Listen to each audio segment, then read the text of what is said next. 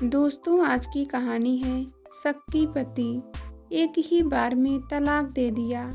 कहानी पसंद आए तो वीडियो को लाइक एवं सब्सक्राइब जरूर करना। 18 वर्षीय सियाली के लिए यह नई बात नहीं थी। उसके मम्मी पापा आए दिन झगड़ते रहते थे, जिसका सीधा कारण था उन दोनों के संबंधों में खटास का होना।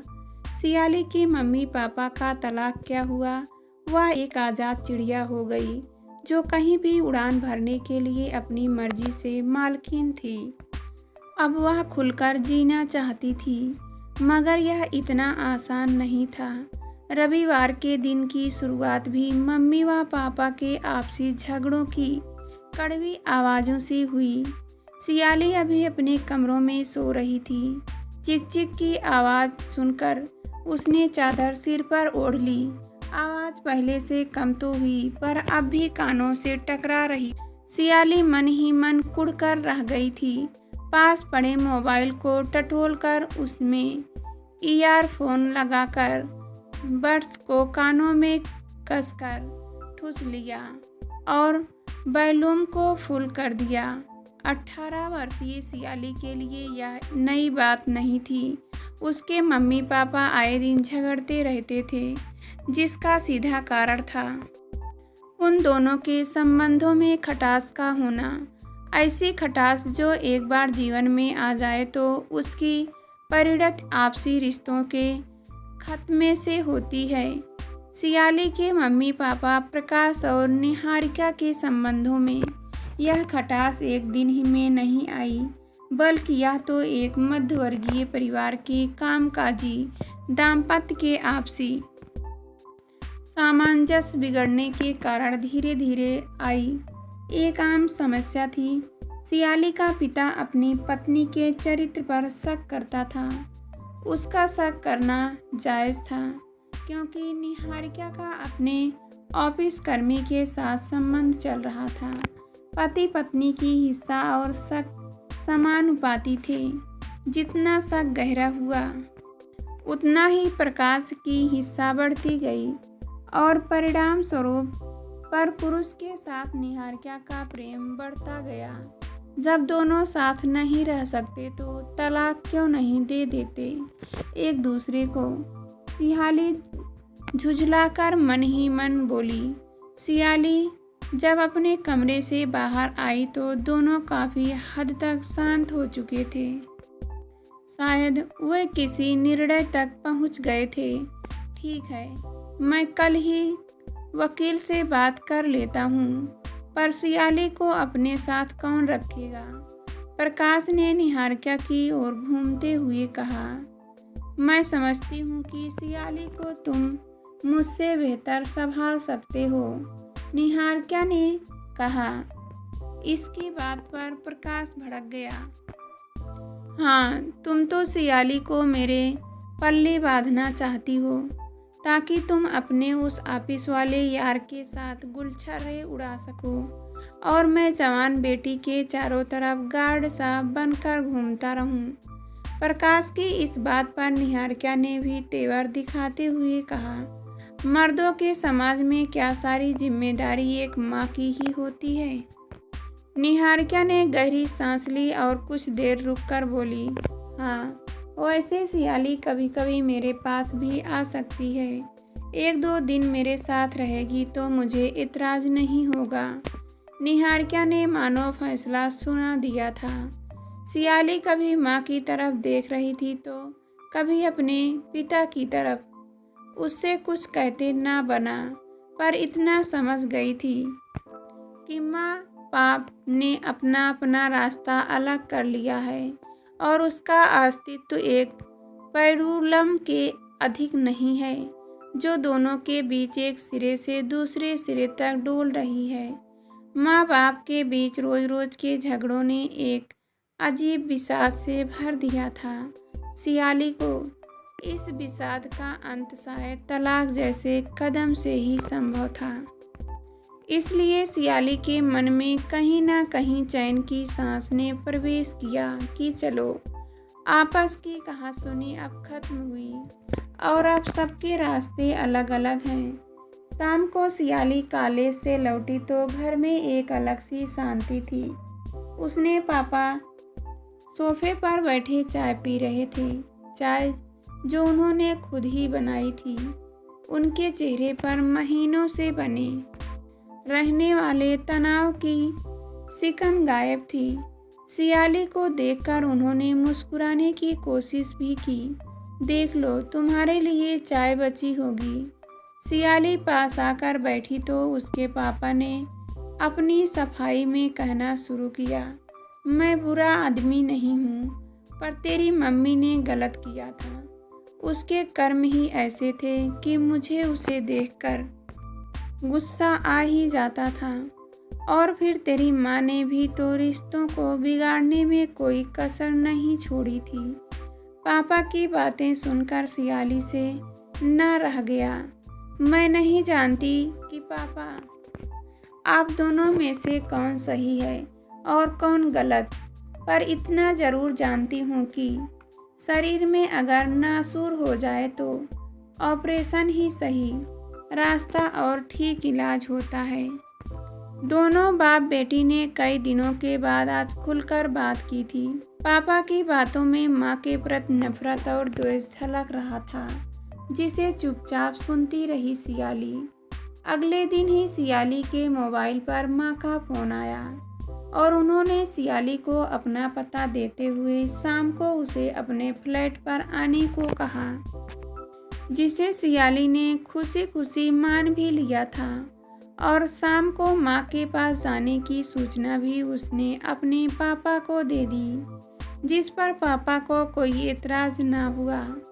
शाम को शालीमार अपार्टमेंट में पहुंच गई थी सियाली। पता नहीं क्या सोचकर उसने लाल गुलाब का एक बुके खरीद लिया था। फ्लैट नंबर 111 में सियाली पहुंच गई थी। घंटी बजाई तो दरवाज़ा माँ ने खोला। अब चौंकने की बारी सियाली की थी। माँ गहरे लाल रंग की साड़ी में बहुत खूबसूरत लग रही थी। मांग में भरा हुआ सिंदूर और माथे पर तिलक की शक्ल में लगाई हुई बिंदी। सियाली को याद नहीं कि उसकी माँ को कब इतनी अच्छी तरह से श्रृंगार किए हुए देखा था। हमेशा सादे वेश में ही रहती थी उसकी माँ और टोकने पर दलील देती, अरे हम कोई अंगड़ी जात के तो हैं नहीं जो हमेशा श्रृंगार ओढ़े रहें। हम पिछड़ी जाति वालों के लिए सिंपल रहना ही अच्छा है। आज माँ को यह क्या हो गया? उनकी सादगी आज श्रृंगार में कैसे परिवर्तित हो गई थी और क्यों वे जात पात की गंदी व बेकार की दलीलें देकर सही बात को छिपाना चाह रही थी। सियाली ने बुके माँ को दे दिया। माँ ने बहुत उत्साह से बुके लिया। अरे अंदर आने को नहीं कहोगी? सियाली से माँ के पीछे से आवाज़ आई। आवाज़ की दिशा में नज़र उठाई तो देखा कि सफ़ेद कुर्ता और पैजामा पहने हुए एक आदमी खड़ा हुआ मुस्कुरा रहा था। सियाली उसे पहचान गई। वह माँ का सहकर्मी देशवीर था। उसकी माँ उसे पहले भी घर भी ला चुकी थी।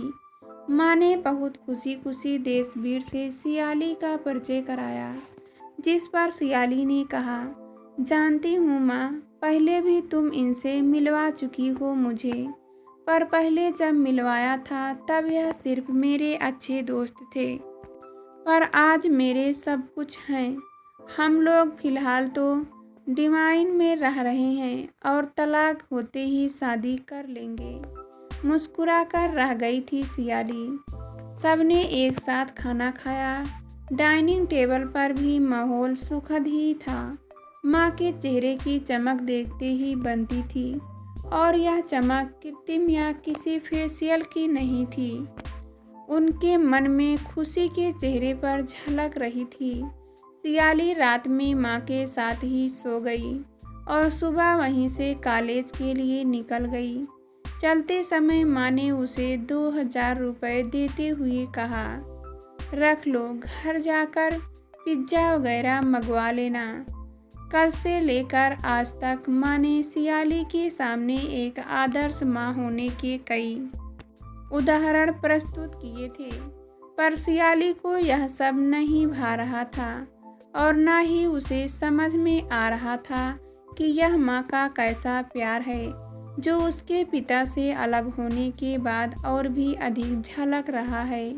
फिलहाल तो वह अपनी जिंदगी खुलकर जीना चाहती थी, इसलिए माँ के दिए गए पैसों से सियाली उसी दिन अपने दोस्तों के साथ पार्टी करने चली गई।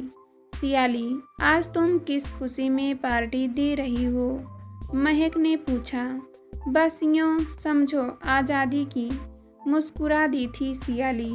सच तो यह था कि माँ बाप के अलगाव के बाद सियाली बहुत रिलैक्स महसूस हो रही थी। रोज रोज की टोका टाकी से अब उसे मुक्ति मिल चुकी थी और सियाली अब अपनी ज़िंदगी अपनी शर्तों पर जीना चाहती थी। इसीलिए उसने अपने दोस्तों से अपनी एक इच्छा बताई, यार मैं एक डांस ट्रिप ज्वाइन करना चाहती हूँ, ताकि मैं अपने जज्बातों को डांस द्वारा दुनिया के सामने पेश कर सकूँ। उसके दोस्तों ने उसे और भी कई रास्ते बताए जिनसे वह अपने आप को व्यक्त कर सकती थी, जैसे ड्राइंग, सिंगिंग, मिट्टी के बर्तन बनाना। पर सियाली तो मज़े और मौज मस्ती के लिए डांस ट्रिप ज्वाइन करना चाहती थी, इसलिए उसे ऑप्शन अच्छे नहीं लगे। अपने शहर के डांस ट्रिप गूगल पर खंगाले तो डिवाइन डांसर नामक एक डांस ट्रिप ठीक लगा, जिसमें 4 सदस्य लड़के थे और एक लड़की। सियाली ने तुरंत ही वह ट्रिप ज्वाइन कर लिया और अगले ही दिन से डांस प्रैक्टिस के लिए जाने लगी। सियाली अपना सारा तनाव अब डांस द्वारा भूलने लगी और इस नई चीज़ का मज़ा भी लेने लगी। डिवाइन डांसर नाम के इस ट्रिप को परफॉर्म करने का मौका भी मिलता तो सियाली भी साथ में जाती और स्टेज पर सभी परफॉर्मेंस देते हुए जिससे बदले सियाली को भी ठीक ठाक पैसे मिलने लगे। इस समय सियाली से ज़्यादा खुश कोई नहीं था। वह निरंकुश हो चुकी थी, ना माँ बाप का डर और ना ही कोई टोका टाकी करने वाला। जब चाहती घर जाती और अगर नहीं भी जाती तो भी कोई पूछने वाला ना था। उसके माँ बाप का तलाक क्या हुआ, सियाली तो एक आज़ाद चिड़िया हो गई, जो कहीं भी उड़ान भरने के लिए आज़ाद थी। सियाली का फ़ोन बज रहा था। फ़ोन पापा का था। सियाली कई दिनों से घर नहीं आई। तुम, क्या बात है?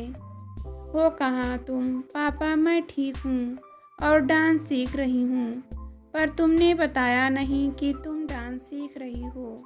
ज़रूरी नहीं कि मैं आप लोगों को सब बातें बताऊँ। आप लोग अपनी ज़िंदगी अपने ढंग से जी रहे हैं, इसलिए मैं भी अब अपने हिसाब से ही जीना चाहती हूँ।